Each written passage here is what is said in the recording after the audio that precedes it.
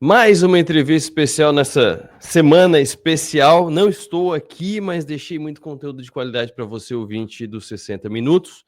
E hoje eu vou trazer um dos assuntos mais comentados, principalmente pelos mais jovens do mercado financeiro, e um assunto que dá muita polêmica, e um assunto que existe até assim, puxando mais para a nossa região, uma grenalização, até porque o meu entrevistado é gaúcho também, uma grenalização entre aqueles que defendem que tem que ter Bitcoin, quem não tem Bitcoin é louco, quem não tem criptoativo é louco, é o futuro da nação, é o futuro do mundo, ou aqueles que dizem que é uma bolha que não vai durar.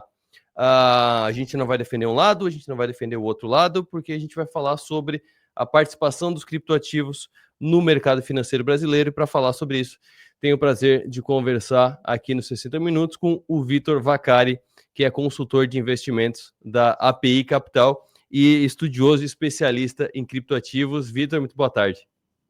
Boa tarde, Arthur. Tudo certo? Tudo certo, tudo certo. Vitor, desde quando que tu acompanha criptoativos? Como é que tu começou os teus estudos sobre esse tipo de ativo especificamente? Cara, eu comecei, se eu não me engano, foi por volta de 2018. Eu estava trocando de faculdade naquela época. Aí eu fui, como eu cheguei, foi naquela como ganhar dinheiro, né? Como ganhar mais dinheiro. Aí que eu cheguei nesse mercado e comecei a me aprofundar mais ali por volta de 2019. E quando eu estava mais dentro do mercado, assim, mais dentro, estudando mais sobre Bitcoin, veio a pandemia em 2020, que foi onde eu estava mais ativo, digamos, né? A gente tem aquele baque também, porque foi o mercado financeiro inteiro sofrendo muito. Aí, desde lá, eu nunca abandonei. 2021 a gente teve... O mercado foi evoluindo muito, né?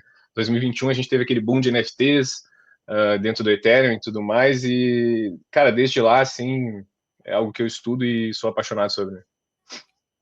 Pois é, os criptoativos, o Bitcoin, a primeira vez que eu ouvi falar de Bitcoin, que é o grande precursor, né, dos criptoativos e continua sendo o principal, foi por volta de 2016. Eu acho que foi mais ou menos um pouco antes disso que ele surgiu. Mas o boom mesmo que popularizou foi ali um pouco antes da pandemia, né? Foi para o público em geral um pouco antes da pandemia e estourou na pandemia. Por que tu acha que isso aconteceu? Foi só o movimento de valor que a gente via? Ou a pandemia pode ter causado algum sentimento, alguma questão que trouxe tanta gente para pesquisar e até para investir nessa área? Cara, eu acho que foi mais 2021 ali a gente teve a grande bull run, né, no Uhum. mercado de cripto. Então, fora o Bitcoin, muitos outros ativos, as altcoins ali subiram demais. Então, eu acho que essa euforia toda que fez com que o pessoal se interessasse mais pelo mercado e fosse atrás, né? Mas o problema é que mesmo que teve essa euforia, quem chegou no fim da festa sofreu muito, né? Porque 2022 foi um ano bem sofrido para o mercado, né? Então, mas eu ainda acho que foi sim essa euforia, todo mundo indo atrás e um postava sobre que fez 2, 3, 5, 10x ali com uma moedinha e Uhum. foi indo assim, e isso que trouxe valor para o mercado naquela época, trouxe público, né? E de lá para cá, o mercado evoluiu, o entendimento das pessoas evoluiu, o mercado tradicional começou a levar a sério e incluir nos investimentos. Então, há uma visão, inclusive, separando o Bitcoin de criptomoedas, de criptoativos. Eu queria que tu explicasse um pouco essa diferença para quem está acompanhando 60 minutos. Nem todo criptoativo é criptomoeda e nem toda criptomoeda é Bitcoin, né? Quais são os tipos de ativos que tem nessa área de investimento?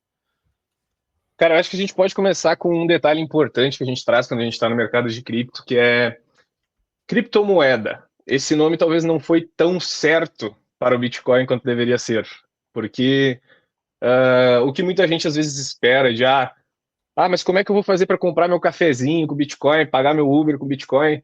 Cara, a gente que está no mercado e que gosta de Bitcoin, a gente não quer que isso aconteça, porque a gente entende que não é essa a função do Bitcoin em si, pagar o cafezinho, pagar o Uber.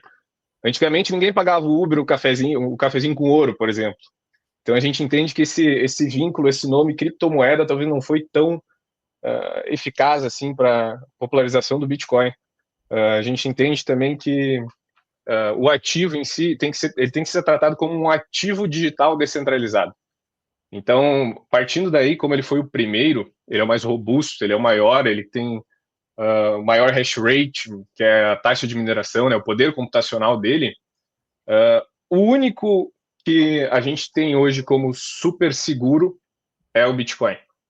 As altcoins, elas vieram depois do Bitcoin, por isso que o nome é altcoin, é Alternative Coin, é moeda alternativa ao Bitcoin. Então a gente pode, primeiramente, separar em dois grandes nichos, eu acho, que é o Bitcoin e as altcoins. Aí dentro de altcoins a gente separa em várias outras coisas que a gente pode falar mais pra frente também. Pois é, eu acompanho o suficiente por trabalhar no mercado financeiro, mas eu nunca me aprofundei nessa área. E o que eu vejo é Bitcoin, depois vem o Ethereum, depois vem a Solana e depois vem o resto. Na participação de mercado é mais ou menos assim a distribuição, e o Ethereum, que é muito falado também, ele chega a ser uma altcoin? São todos alternativos ao Bitcoin, são altcoins? Ou o Ethereum ele consegue ficar numa prateleira intermediária, por exemplo?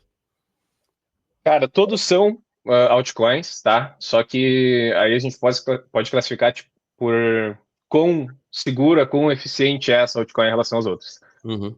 E dentro desse nicho de altcoins, a gente vai ter aquela que é uma porcaria, que não, enfim, não serve para nada, foi criada porque a gente tem milhares de moedas hoje no mercado, e tem o Ethereum, que é a maior de todas as altcoins. E hoje a gente vê muito valor pro Ethereum também, porque desde que trocou lá o presidente da SEC nos Estados Unidos, né, nesse um ano que a gente teve de diferença, a gente saiu de uma política que proibia muita coisa em cripto, bania muita coisa em cripto, processava empresas de cripto a toda hora, para uma que até, se não me engano, foi ontem, agora finalzinho de julho, que criou o Crypto Project, né? Que vai ser um projeto de lei lá nos Estados Unidos que vai facilitar o entendimento para regularizar esse ecossistema. A gente tem também, saiu recentemente aí o Genius Act, que faz com que, além das altcoins, né, a gente tem as stablecoins, que são as moedas lastreadas em dólar, por exemplo, que trouxe mais ainda segurança e transparência nesse mercado. E a gente acha que o mercado tradicional aí nos próximos, talvez 5, 10 anos, vai ter uma migração também para o mundo descentralizado. E um dos principais blockchains que podem ser usadas é o Ethereum. Então a gente entende hoje que, por ser o mais robusto, maior, ter mais poder computacional também, ele tem um volume de stakers maior, que traz mais segurança para o ecossistema, faz com que ele seja uma das principais e se diferencie muito das outras altcoins. Tá, o Ethereum é uma blockchain ou é um criptoativo ou as duas coisas? Tem a blockchain do Ethereum e o token da blockchain, que é o Ether, né? Assim como tem uma blockchain do Bitcoin e tem o token, que seria a moeda, mais ou menos. Exato. É o ativo, no caso. Exato. E a diferença que a gente pode ter maior aí, talvez, do Bitcoin para o Ethereum, para o pessoal entender, é que o Bitcoin ele não serve tanto como para trazer esse mundo financeiro para dentro da rede, para ser utilização, por exemplo, fazer compras, fazer movimentações internas na rede. Ele não serve tanto para isso, ele é mais reserva de valor. Ele é um ativo, sim, transparente, muito líquido, mas ele não tem contratos inteligentes que nem o Ethereum tem. O Ethereum ele é uma rede de contratos inteligentes. Então, é um algoritmo lá que fala, olha, quando o Victor fazer o pagamento para o Arthur, pode liberar para o Victor a NFT, que pode ser lastreada a um imóvel, a um veículo, alguma coisa, para o Victor, entendeu? É tudo através da rede, através do algoritmo, não precisa um intermediador. O Ethereum, ele gera receita com isso? Porque tu está falando de um sistema, quase um cartório digital. Ele gera receita com esses serviços? Sim, ele gera através das taxas da rede, né? Cada transação que acontece na rede tem uma taxinha, e essa taxinha ela vai para os stakers e serve para queima do token também. Quanto mais é usada a rede, maior a queima do token. Por isso que eles chamam de ultrasound money, né? Que é o token que ele vai perdendo. Ele não é limitado, que nem o Bitcoin é limitado no número de tokens, mas caso ele tenha muito uso na rede, ele vai decrescendo o número de tokens, né? Certo. Uma outra questão também que levanta muitas dúvidas é o termo DeFi. Já me perguntaram, inclusive, se DeFi é uma outra rede, é um outro tipo de Bitcoin. O que é o tal do DeFi que aparece de vez em quando se fala em criptoativo? DeFi são as finanças descentralizadas. Essa é a tradução literal que a gente pode botar aí para o português, que nada mais é que pensa nas finanças que a gente tem hoje no mercado tradicional, por exemplo, os bancos, corretoras, casas de câmbio, tudo on-chain, tudo descentralizado dentro da rede. O que seria isso? Por exemplo, lá dentro do protocolo do Ethereum, que é uma blockchain de contratos inteligentes, uma empresa criou um sistema de DeFi que dentro aquele banco digital, as pessoas podem fazer empréstimos, fazer trocas de uma moeda para outra. Tudo isso, todo esse ecossistema é chamado de DeFi, né? Entendi. Agora vamos pro intercâmbio, pro conflito geracional, porque até o começo desse boom das criptomoedas, dos criptoativos, eu arrisco aí a dizer pela memória que eu tenho até 2020, 2021, o mercado tradicional, que fundos de investimento, basicamente, os institucionais, eles olhavam para as criptomoedas ou como uma concorrência, ou como uma brincadeira de criança, ou como uma bolha que vai estourar daqui a pouco, sem ou não levar a sério, ou levar a sério, mas não ver conexão. Até que começaram, eu lembro que o Forbes foi um dos primeiros, depois vários fundos acabaram trazendo criptoativos para dentro das suas carteiras. Como é que foi esse movimento? Qual foi o gatilho desse movimento? Foi uma sensação meio de se não pode vencê-los, una-se a eles? Praticamente, porque a gente já viu aí, começando lá principalmente pela China, diversos atos que tentaram derrubar o Bitcoin, digamos assim, proibir a mineração do Bitcoin. Quem fizesse transações com Bitcoin, o antigo presidente do JP Morgan até proibia os funcionários que operassem cripto poderiam ser demitidos, né? Então saiu disso para hoje o JP Morgan está apoiando projetos e tentando entrar nesse ecossistema, né? Então acho que ficou tão grande que a ponto que não consegue mais ser ignorado. E como é que ele entra nos fundos e como é que ele entra nas carteiras? Por exemplo, até consultor de investimentos. A gente trabalha na API e o perfil dos seus clientes deve ser muito parecido com o perfil dos meus clientes, que tem pessoas jovens, tem pessoas mais velhas, mas o objetivo, via de regra, é preservação do patrimônio, rendendo bem, segurando bem, rendendo bem com uma segurança adequada, não fazendo day trade e não tentando grandes pernadas para fazer a vida numa aposta só. Como é que os teus clientes eles administram a ideia de criptoativos nas carteiras e que tipo de cliente que pede isso ou que tem isso na carteira? Olha, a gente pode separar no cliente, primeiro de todos, aquele cliente o mais conservador, que quer ter isso como parte nos seus investimentos. Eu acho que o melhor caminho para ele hoje, para fazer essas aplicações, é através de ETFs. Que a gente tem tanto aqui no Brasil como lá fora opções muito interessantes. Até aqui no Brasil, a gente tem o acesso a diversos ETFs, mas um dos principais, por enquanto, no nosso estudo é o BitH11, tá? Que é da Hashdex. Hoje ele tem uma taxa de administração de 0,7% ao ano, mas ele tem a maior eficiência em acompanhar o preço do Bitcoin. A gente está estudando também no nosso dia a dia o HODL 11, que surgiu agora, mas ele é muito recente, né? Ele surgiu em fevereiro. Então, ele tem uma taxa menor de administração, 0,4, mas a gente quer acompanhar ele primeiro para ver o quanto ele é eficiente em acompanhar, sim, o preço do Bitcoin, para trazer essa variação que a pessoa quer especular, que a pessoa quer ficar exposta a essa variação de preço, né? Se a gente for, então, para investimentos internacional, aquela pessoa que tem uma carteira internacional, Avenue, BTG Internacional, XP Internacional, aí o nosso veículo mais interessante para a pessoa conservadora é o IBIT, que é o ETF da BlackRock. Hoje ele é o maior do mundo, é o que mais tem volume, mais robusto, mais líquido. Então, além de ser uma das maiores gestoras de ativo do mundo, a maior, né? A gente tem a liquidez mais que favorece mais as pessoas, né? Então, é o mais fiel ao preço do Bitcoin, é o ETF da BlackRock. Sim, inclusive o HODL, que é HODL, ele veio de um erro, né? Porque os criptoativos, eles têm uma comunidade muito forte. Então, é muito parecido com o Manteu, que surgiu no Twitter com as reuniões do Copom, né? Que no lugar do Manteve, alguém colocou um Manteu ali. Aí era o Breda que ficava brincando muito com isso, o Breda do Alasca. O Hodl seria um hold invertido, né? Inverteram o D e o L. E aí eu queria aproveitar esse gancho para ouvir de ti sobre a questão comunitária dos criptoativos, e mais do que comunitária, quase uma seita. Essa questão de pouco racional, mais emocional, de, cara, tem que ter, e é a revolução do mundo, tal, que acaba enviesando a visão de muita gente sobre isso, né? Como é que tu vê essa questão? Tu estuda isso, tu deve ter um viés muito positivo sobre os criptoativos, mas ao mesmo tempo tu tá trabalhando com o mercado tradicional também. Como é que tu administra esse pé em cada canoa?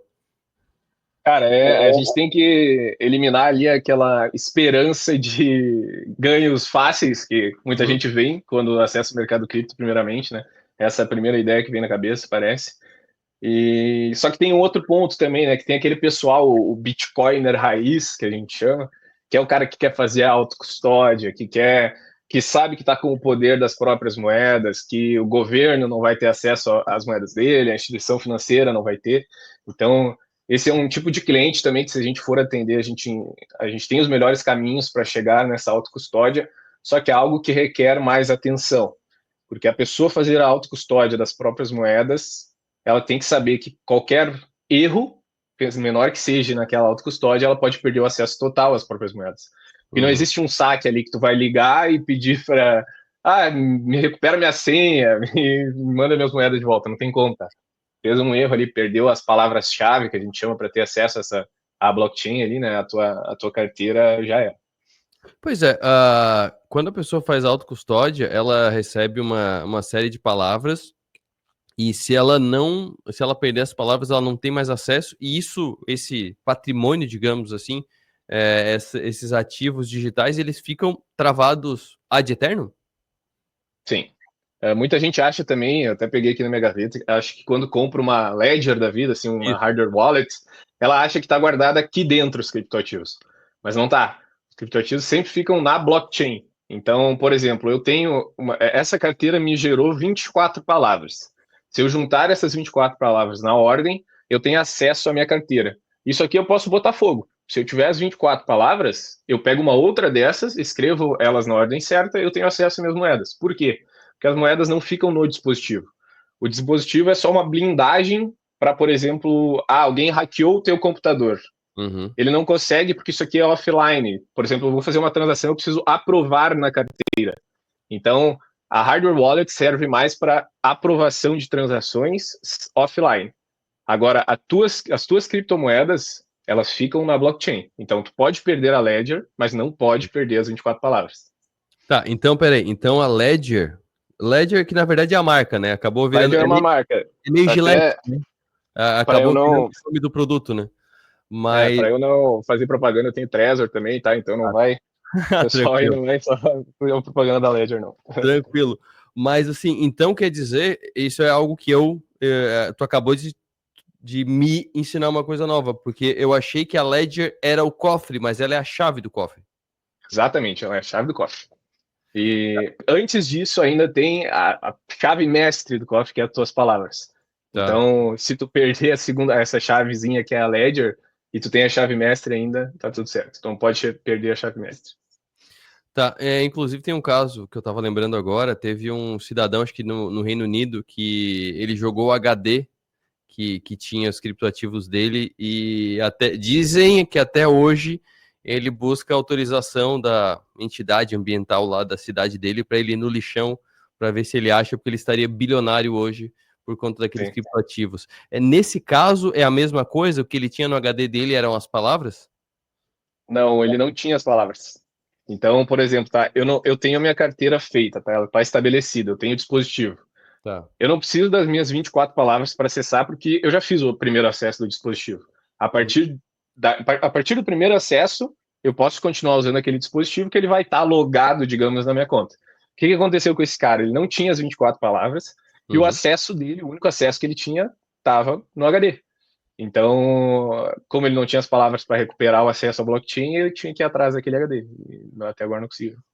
Até agora ele não. Eu acho que todo mundo que estuda um pouquinho de cripto sabe desse caso, né? Já teve Sim, documentário sobre esse cara. sim. Ah, uma outra questão que tem muito a ver com o que tu falou agora dos bitcoiners raiz. Existe muito, de novo, na questão do racional do Bitcoin, a independência do sistema centralizado, a independência do governo, é uma moeda que o governo não pode imprimir, é meio que a anarquia financeira da pessoa. Mas, assim, a anarquia financeira não foi o que levou o Bitcoin, por exemplo, a virar ETF para ser negociado na bolsa, aí para os fundos de investimento e tal. Eu queria ouvir de ti sobre esse lado dos criptoativos. O que tu vê dessa questão? Tu acha que ainda existe muito isso em quem investe em criptoativo? Existe muito ainda gente que tem essa esperança de criar uma Atlantis ou uma sociedade alternativa com os criptoativos? Ainda existe muito, tá? A gente vê bastante isso. Tem bastante influencer também que prega isso, alguns influencers brasileiros também. Mas não é isso que trouxe o institucional para o mercado, né, de cripto. Então, eu acho que o mundo ali do institucional viu essa escassez no Bitcoin, tem uma demanda constante, é escasso, são só 21 milhões de unidades, Uhum. e esse lado, esse poder de não poder ser acessado por governos bloqueado, traz mais valor ao ativo, mas também não faz com que ele seja essa anarquia, que todo mundo queira só para derrubar governos ou coisas do tipo. Ele Uhum. traz um pouco de segurança para os países, que nem aquela reserva de ouro que países têm, enfim, reserva de dólar que alguns outros países sem ser Estados Unidos têm. Traz um pouco dessa segurança, porque caso aconteça alguma guerra ou algo do tipo, ele é um ativo antifrágil, digamos, né? Uhum. Ele não precisa de autorização de outro país ou de outro governo. Mas eu acho que o público em si, que quiser, que tem esse objetivo, que nem tu falou, dos bitcoiners dominar o mundo, aí fica, eu acho que é um assunto bem mais complicado e bem mais teoria da conspiração, né, como botei. Então, aquele movimento qual foi? Santo Domingo, talvez? República Dominicana. Acho que foi República Dominicana que instaurou o Bitcoin como moeda nacional. Teve algum país El ali do Caribe? Salvador. El Salvador, El exatamente. Salvador. Eu acho que é perto. Como é que tu viu essa investida? Porque é totalmente ao contrário do que a gente acabou de falar, né? É totalmente ao contrário da anarquia financeira, né? Sim. Eu acho que ali o presidente de lá foi um pouquinho visionário, né? Porque o país não estava em bons lençóis, né? Estava em maus lençóis. E lá eles também têm como moeda o dólar em si. Então, a moeda do país mesmo eles tiveram que abandonar. E uma das alternativas que deu muito certo, foi muito arriscado na época o que ele fez, mas está dando muito certo trazer o Bitcoin como moeda fiduciária. Só que ainda assim vem um pouco daquele outro detalhe que a gente falou no início da nossa conversa aqui, sobre pagar ou não pagar o cafezinho com o Bitcoin, né? Então eu Sim. acho que o que El Salvador está fazendo é muito mais para ter poder das suas reservas de valor do que para ser a moeda transacional do dia a dia do pessoal em si, sabe? Sim, e dando mais um passo nisso, CBDC, criptoativo do governo. É algo que eu acho muito estranho quando eu vejo. Que é o Banco Central do Brasil, o Banco Central dos Estados Unidos também já falou de ter uma criptomoeda nacional. Qual que seria o objetivo disso e qual que é qual que é a receptividade entre os investidores de criptoativo dessas moedas dos bancos centrais, moedas que fica meio estranho, parece meio assim, pega o real e só digitaliza, sabe? Quase escanear a nota de real, não sei, algo do tipo. Exatamente, não faz sentido. A receptividade para isso é zero para os investidores de cripto, né? Tanto é que a gente ficou muito feliz com esse Genius Act que aconteceu nos Estados Unidos, Uhum. porque ele praticamente ele bane a criação de CBDCs e mantém uma regulamentação contínua para como é hoje em dia. Que a gente tem hoje as duas maiores emissoras de dólar digital, é a Tether e a empresa Tether e a empresa Circle. E o que Tá. acontece, tá? Por que é muito bom para os Estados Unidos isso também? Porque hoje o mercado cripto ele é basicamente precificado em dólar. Tem um pouco de euro, tem um pouco de BRL, que é o real lá, Uhum. mas a grande parte do mercado é precificada em dólar. E para essas empresas poderem emitir um token de USDC ou USDT, que é o token lastreado no dólar, eles precisam ter $1 cash ou $1 em títulos do Tesouro Americano. Então, hoje, um dos maiores compradores de títulos do Tesouro Americano são essas empresas, porque esse crescimento de stablecoins está contínuo, porque o mercado está crescendo continuamente, está exponencialmente, e o número de títulos sendo comprado, títulos americanos sendo comprado por essas empresas está crescendo cada vez mais. E isso foi um dos motivos para fazer com que eles não queiram ter a CBDC deles. Uhum. Eles perdem talvez esse poder em cima da moeda, mas eles ainda têm essa regulamentação que exige que a USDC e a USDT seja 1 para 1 com as reservas que eles têm em dólar. E quem tem esse dólar é o governo, né? Então, ele fornece esses títulos e um dos maiores compradores vira essas empresas. Parece, quando a gente põe nesses termos, parece meio que uma versão 2.0 do Acordo de Bretton Woods, que aconteceu lá nos anos 70, se não me engano, que foi o fim do padrão ouro. Quando, acho que era o Nixon na época, ele tirou o lastro do dólar do ouro. Então tinha que ter um tanto de ouro para ter $1. Então o governo não podia emitir mais moeda porque não tinha mais ouro. Tinha que achar mais ouro, trazer mais ouro para emitir mais moeda e tal.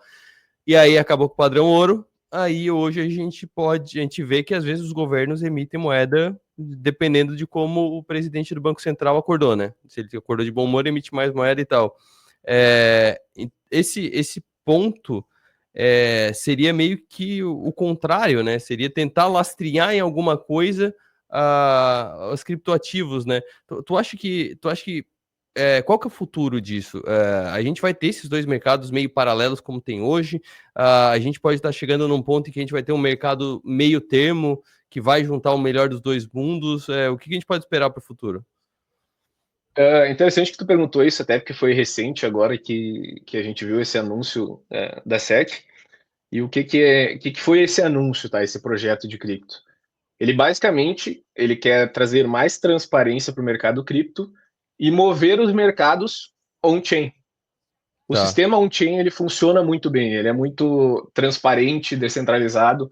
Então, eu acho que a gente acredita que daqui a uns anos a gente vai ver os dois mercados, o tradicional como ele é hoje e o on-chain. A gente vai ter as duas opções para utilizar e talvez lá no futuro só on-chain. Porque Uhum. isso não vai também tirar o poder que nem do dólar, porque isso vai tirar o poder de alguns intermediadores no meio do caminho, Uhum. mas não o poder do dólar em si, porque hoje ainda o dólar é extremamente necessário no mercado para precificar os ativos. A contraparte do Bitcoin ali, quando tu vai fazer uma transação, hoje é o dólar, a principal. Então a gente acha que essa hegemonia do dólar ela não vai cair, pelo menos no médio prazo que eu digo é 10, 20 anos, tá? Mas a gente acha que essa clareza nas leis vai trazer muito do mercado on-chain. E o que é o detalhe disso também, tá? As pessoas não precisam entender o que é on-chain. Ninguém sabe como funciona, ninguém não, mas a maioria das pessoas não sabe como funciona essencialmente o Pix, mas usa todo santo dia. O cartão de crédito, mas usa. Que nem a pessoa não quer saber como é que o Waze dela funciona, qual mil e uma coisa acontece por trás do Waze dela para trazer a localização em tempo real, por exemplo. Então a gente vai ver essa tecnologia entrando cada vez mais no nosso dia a dia e vai ser de uso normal. Vai ser algo do cotidiano e é uma evolução, né? Tá, esse ponto que tu tá falando é basicamente o Drex, né, que a gente tá vendo ser bastante falado pelo Banco Central. Já entrevistei, inclusive, especialistas nessa questão de tecnologia bancária, que é basicamente botar uma blockchain no sistema financeiro que a gente já tem hoje, né? Sim, é exatamente isso. E o que isso pode.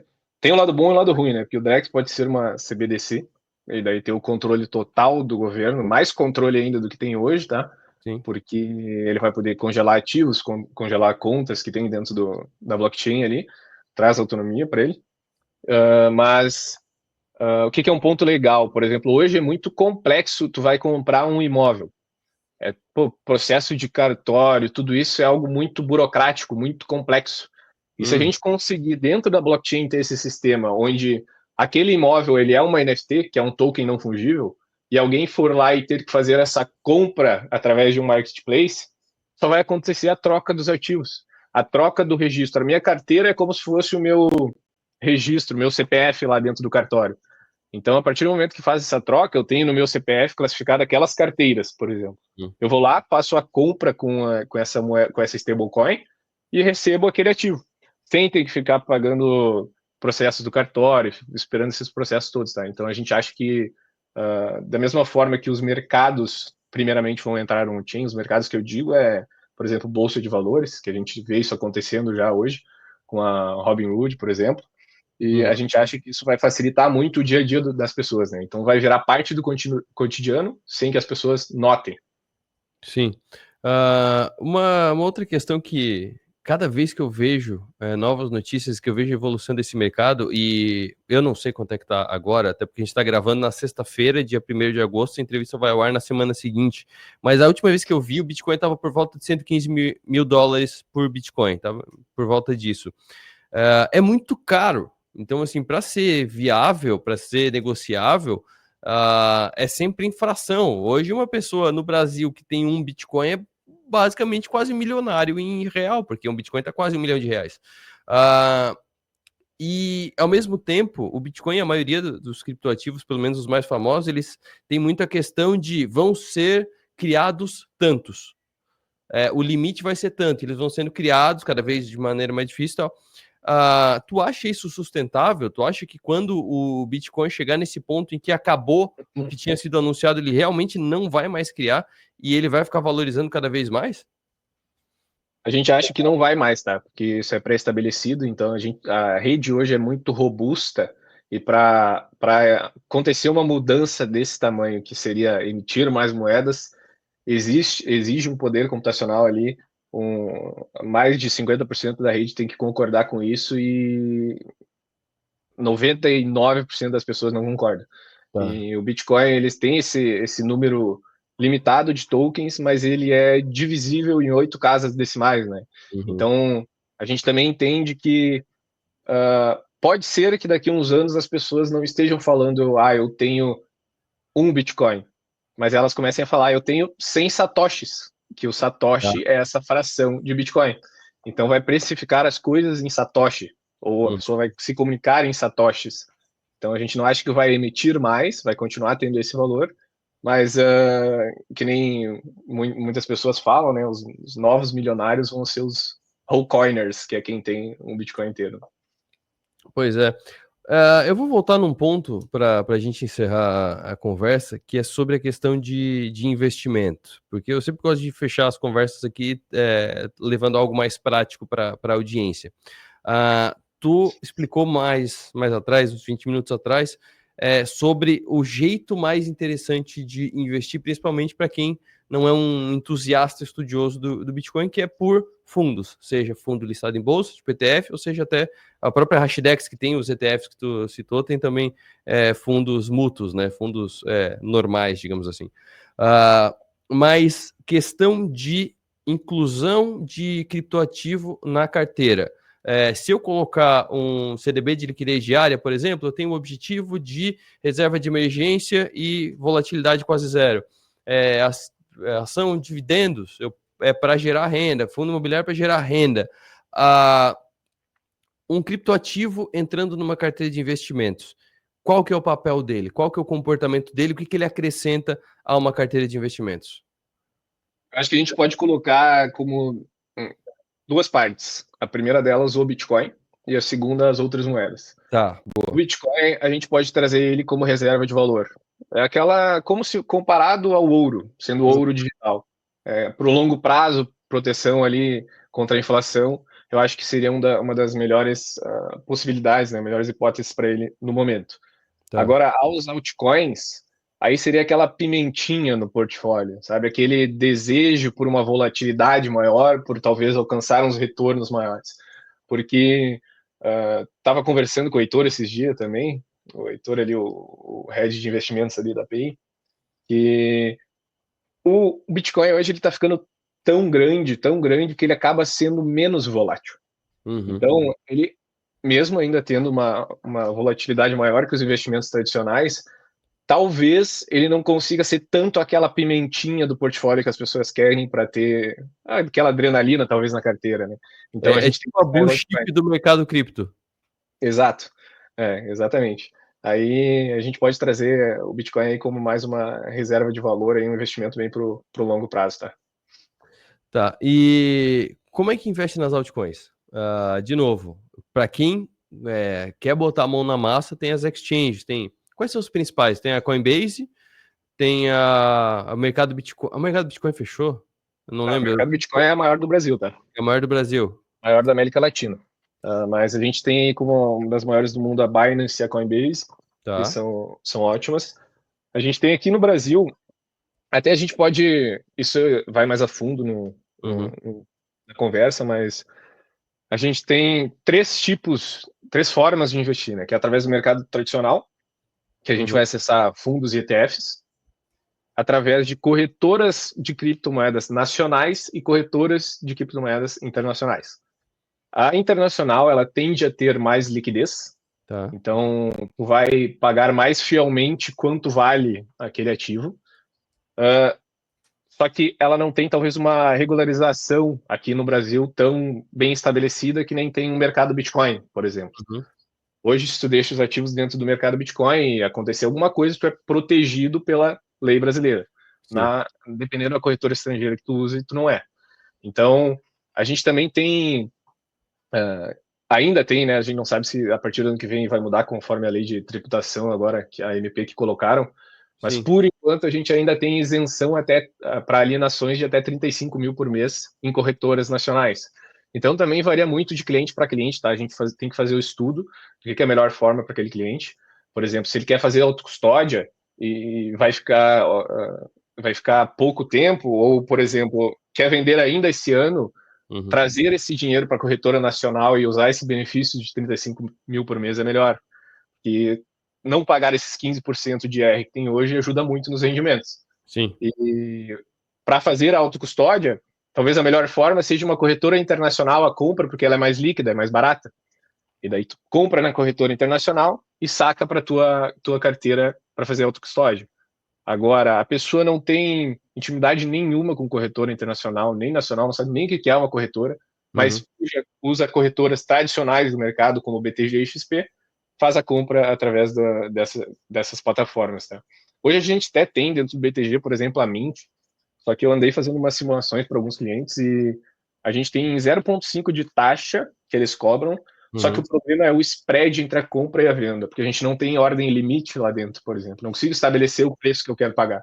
Então, tá 660 mil reais um Bitcoin hoje. Quando tu vai fazer a compra, tu paga 672. Quando tu vai fazer a venda, tu paga 652, sabe? Então tem uma diferença muito alta. Essa é a liquidez baixa da corretora tradicional. Sim.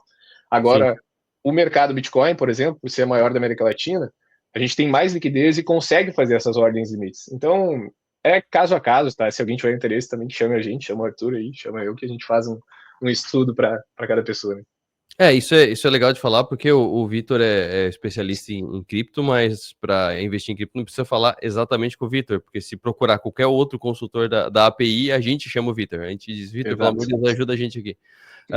Mas falando sério, um outro ponto que eu acho importante para a gente fechar criptoativo é muito usado para dar golpe. E não é o ativo, é o nome, né? A palavra. Muitos golpes, muitas pirâmides fazem um invólucro citando criptoativo e blockchain e tecnologia e tal, para aplicar golpes. Como é que a pessoa pode se proteger para não cair nesses golpes? Como é que ela pode confiar que ela está fazendo investimento legítimo em criptoativos? Cara, assim, isso é um ponto que as pessoas que são anti-cripto, vamos botar assim, falam muito que é muito utilizado para o crime, por exemplo. Só Sim. que hoje, para alguma pessoa que vai cometer algum crime, a pior coisa que ela pode fazer é receber em cripto. E se ela receber em Bitcoin, é totalmente rastreável, entendeu? Quando a gente for fazer uma operação.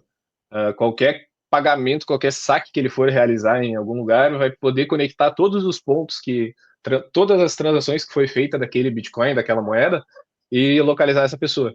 E o que a gente vê muito hoje no mercado é mensagens, ligações, algo do tipo que falam que o projeto é em relação a cripto, Mas tu vai ver o projeto em si, não tem nada, absolutamente nada relacionado a criptomoedas, né? É só aquela vitrine que atrai o pessoal, porque cripto está muito em moda, está muito hypado hoje em dia, e a pessoa acaba caindo naquele golpe, né? E daí, como se proteger, tá? Sempre que a pessoa receber, se tem um consultor de investimento, a primeira coisa, vai pede para o consultor, que daí a gente faz essa análise e traz para a pessoa se é verídico ou não aquilo ali, né? Se não tem, aí o ideal é tentar fazer alguma pesquisa de mercado, tentar entender a origem, se vai utilizar, se aquela empresa, enfim, aquela instituição que está oferecendo aquilo ali tem algum registro, tanto no Brasil quanto fora, se está utilizando algum meio de investimento que seja, por exemplo, BTG ou XP, algo robusto no mercado, né? Porque se prometer um retorno absurdo, provavelmente, primeiro detalhe, prometeu um retorno muito alto, já suspeita porque é golpe. Vitor, obrigado pela participação aqui no programa. Boa tarde, bom trabalho e até a próxima. Eu que agradeço aí, Arthur. Um abração. Vitor Vaccari, consultor de investimentos da API Capital, ele que é especialista em criptoativos, é a quem a gente recorre quando a gente vê a necessidade de trabalhar com criptoativo nas carteiras dos clientes da API Capital. E essa foi mais uma entrevista especial dessa semana nos 60 Minutos. Espero que você tenha gostado. O assunto é realmente muito interessante e, ao mesmo tempo, cria muitas dúvidas, cria muita curiosidade. Então, se você está acompanhando pelo rádio, convido você a acessar o nosso canal do YouTube, que tem essa entrevista e várias outras entrevistas muito legais. youtube.com/60 Minutos 1007. E o programa fica por aqui. Eu volto amanhã. Até mais. Fiquem agora com o programa do Avesso. Tchau, tchau.